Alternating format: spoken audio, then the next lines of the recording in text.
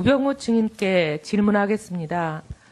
측근 길이를 파악하고 대통령의 측근입니다. 비리를 파악하고 대처하는 거 민정수석의 업무입니까? 아닙니까? 업무입니다. 업무이죠? 예. 그런데 어떻게 증인은 아까 여러 의원님들의 질문에 대한 답변으로 증인 본인은 민정수석으로 있으면서도 최순실 사건을 조사한 적도 없고 대통령께 보고한 적도 없다. 이렇게 말씀하셨습니다. 이 질문이 사실입니까? 예. 그렇다면 증인은 증인의 말을 믿는다 하더라도 명백히 범죄를 한 겁니다. 뭐냐, 민정수석 업무 중에 가장 중요한 것을 하나도 안 했다는 거예요. 모를 수가 없습니다. 왜냐하면 지난 3, 4월서부터 이 최순실 사건은 시끄러웠기 때문에 청와대 수석비서관 회의에서도 모 씨가 너무 시끄러우니까 이걸 조사하자라고 얘기한 걸로 저희들이 제보를 받고 있고요. 그거 아니더라도 8월 달부터 7월 달 말부터는 온 언론이 모든 대한민국이 다 최순실로 시끄럽습니다. 최순실 말고는 아무것도 지금 얘기가 되지 않는 상황이에요. 그리고 국정감사에서 국회에서 이 최순실 비리를 캐내겠다, 파헤치겠다.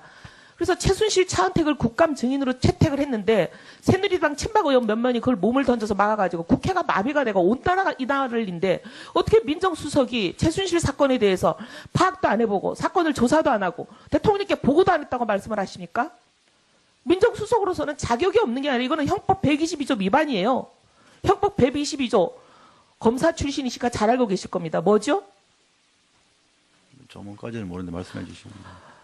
민정수석의 직무를 안 한 겁니다. 직무유기 이거 굉장히 심각하고 중대한 위반 사항입니다. 122조 위반으로 이 본인에 대해서 우리가 위원회에서 이거는 특감에도 넘기고 고발 조치도 해야 된다고 생각합니다. 본인의 저 말씀이 위증이 아니라면 위증으로 처벌받거나 아니면 122조 직무유기로 처벌받으십니다. 그다음에 지금 계속 아니라고 부인을 하고 계시는데 최순실 사건의 대응 문건 10월 17일 전후에 만들었던 문건, 이건 민정수석실의 문건이 거의 확실합니다. 검찰도 그렇게 보고 있고 얘기했습니다. 대통령 지시로 만들었죠? 대응 문건이라는 게 뭘 말씀하시는 건지. 뭔 말씀이냐면 10월 17일 날 최순실 사건에 대해서 JTBC가 이성한 사무총장, 재단의 사무총장이 재단의 회장은 최순실 씨다. 라는 폭로를 하고 나자마자 뭘 만드셨냐면 여기에 여러 가지 나옵니다. 지시사항에 대해 검토해보니. 아니 민정수석실에서 문건을 만들면서 지시사항에 대해서 검토해보니 말씀하신 것을 검토해보니 이건 대통령밖에 없습니다. 대상이. 그렇게 얘기하면서 뭐라고 얘기하냐면 법적 문제가 없으니 전면 부인하라. 아니 전면 부인하라. 예를 들면 진짜 이게 문제가 안 되고 관련이 없으면 두 재단이 아무 관련이 없다고 지금 전면 부인하라라고 여기에 대응 문건에 나와 있어요. 진짜 미르재단과 K스포 재단과 대통령과 아무 관련이 없으면 전면 부인하라는 지시를 왜 내립니까?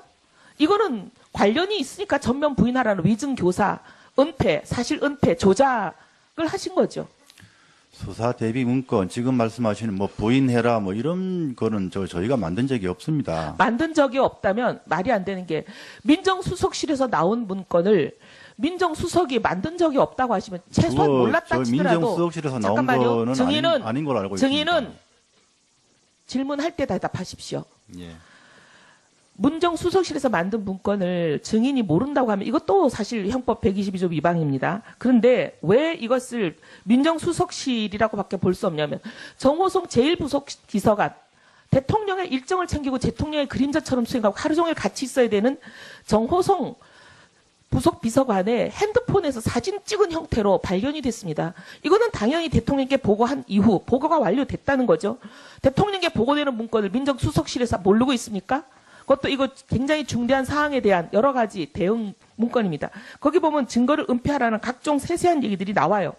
그리고 문제는 대통령이 이 문건대로 바로 며칠 후에 그대로 실행하셨다는 게 더 이 문건이 사실상 민정수석실에서 작성됐다는 것을 증거로 보여주고 있습니다. 뭐라고 얘기하냐면 수석비서관 회의라든지 이런 데서 대통령이 직접 입장을 전달해야 된다. 전면 부인하는 취지로 입장을 전달해야 된다. 그리고 근거 없는 정치 공세라고 했던 새누리당에 힘을 실어줘야 된다.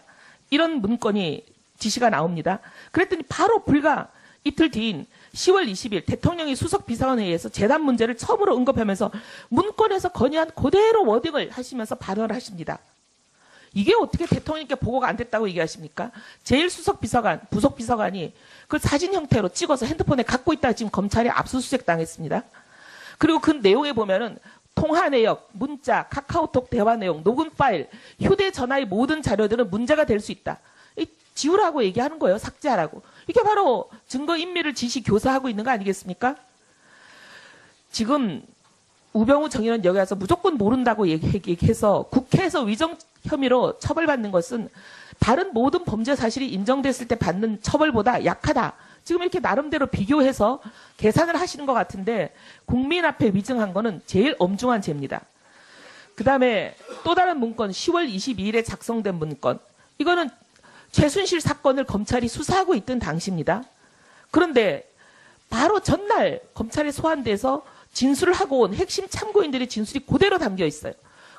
검찰도 이걸 뭐라고 얘기하냐면 이렇게 얘기하고 있습니다. 세세한 거 하나까지 모두 다 실시간으로 수사 상황에 대해서 보고를 받고 있고 그 수사 상황에 따라서 청와대가 어떻게 하라는 대응 문건이며 이것은 명백한 직무유기 또는 직무유기뿐만이 아니라 권리행사 방해죄에 해당한다고 지금 얘기하고 있습니다. 123조 형법 123조 위반이라고 얘기하고 있어요. 정말 몰랐다고 또 답하실 겁니까? 아니 지금 말씀하신 두 가지 문건은 저희가 정말 작성한 적이 없습니다. 작성한 적이 없다면 아까 말씀드린 대로 민정수석실에서 작성되고 있다든지 왜냐하면 이게 지금 특별감찰반에서 압수수색하는 과정에서 이게 문건이 확보가 됐습니다. 아닙니다. 검찰이 민정수석실을 압수수색해가지고 나온 문건인데 그걸 민정수석실에서 작성한 적이 없다. 나는 모른다. 정호성 비서관 핸드폰에서 그거는 첫 나왔다고. 번째 문건이고요. 예. 두 번째 문건이요.